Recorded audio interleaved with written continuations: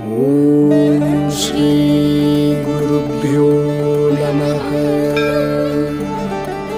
ॐ श्री गुरुभ्यो नमः।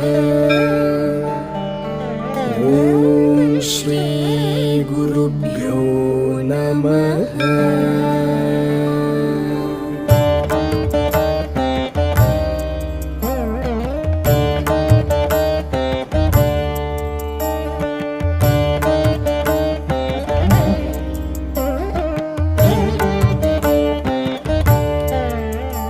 शरीरं सुरूपं तथा वा कलत्रं यशश्चारुचित्रं धनं मेरुतुल्यम् मनश्चेन लग्नं गुरोरङ्घ्रिपद्मे ततः किं ततः किं ततः किं ततः किम्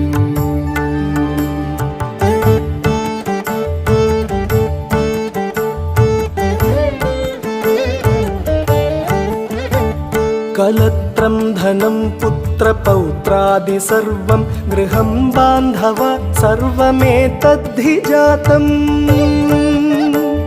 मनश्चेन्न लग्नं गुरोरङ्घ्रिपद्मे ततः किं ततः किं ततः किं ततः किम्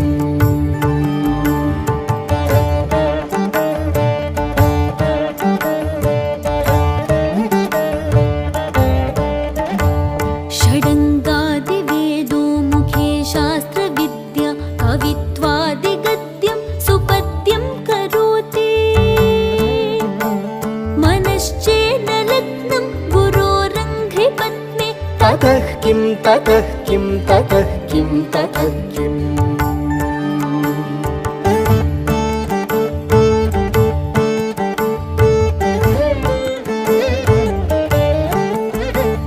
विदेशेषु मान्यः स्वदेशेषु धन्यः सदाचारवृत्तेषु मत्तो न चान्यः